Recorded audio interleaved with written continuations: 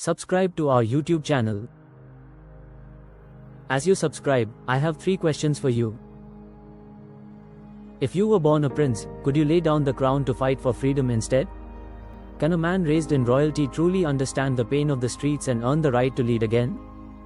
Or can a voice from across the ocean still shake the walls of a dictatorship back home? It began on October 31, 1960, in the grand city of Tehran, the capital of Iran. That day, in the opulent halls of the royal palace, a son was born to the Shah of Iran, Mohammad Reza Pahlavi, and his wife, Empress Farah Diba. This child, named Reza, was no ordinary baby. He was the heir to the peacock throne, destined to follow in the footsteps of kings.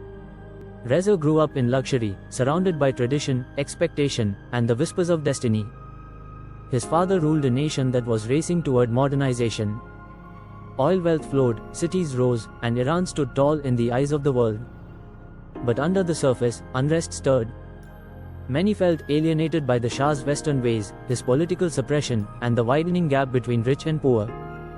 The young prince, meanwhile, was sent abroad to be educated, first in Switzerland at the prestigious Le Rosey School, then to the United States Air Force Academy in Colorado. His future was being shaped for leadership, for service, and for the skies. He was training to be a fighter pilot for Iran's Air Force. But fate had another path in mind. Fire the fall of the crown by 1979, the storm broke. The people rose in revolution. Led by Ayatollah Khomeini, an Islamic uprising swept the land. The monarchy crumbled. Protesters filled the streets, and the Shah, once powerful and proud, was forced to flee. Iran, the ancient land of kings and poets, declared itself an Islamic republic. 17-year-old Reza, still in military school in America, watched as everything he had known was stripped away. His family fled from place to place, Egypt, Morocco, the Bahamas, Panama, until eventually, they settled in the United States. There, in exile, the young prince mourned his father's fall, but did not forget his people.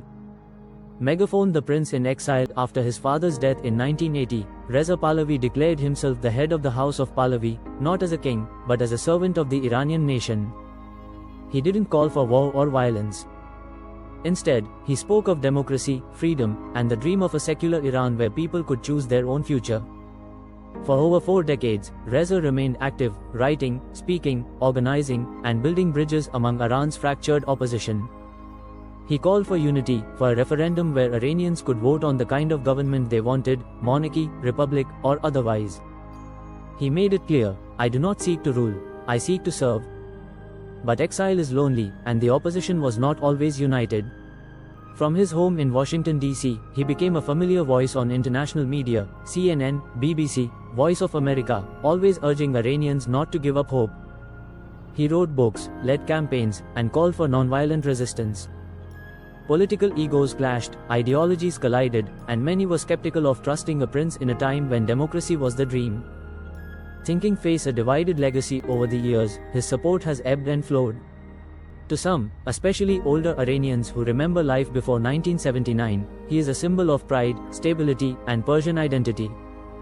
To others, especially younger Iranians, he is a relic of a monarchy they never knew, or a westernized outsider out of touch with life inside Iran. Some see him as a unifier.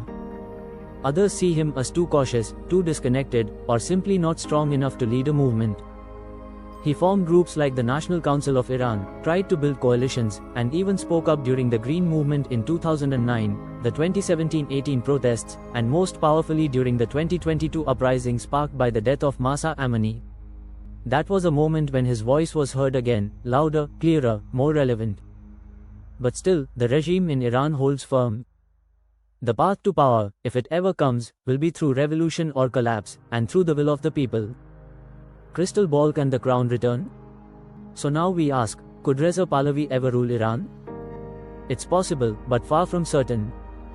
If the current regime falls, and if a new Iran is born, Reza might return, not necessarily as king, but perhaps as a symbol, a transitional leader, or even a unifying president in a constitutional monarchy. He has said again and again, he wants Iran to decide, not him. But many hurdles remain: internal distrust, generational divides, international caution, and the heavy shadow of history.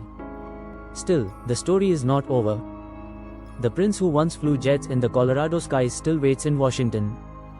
not for a throne, but for a day when Iranians can choose freely, and he can once again walk the streets of his homeland, not as ruler, but as a servant of a free Iran.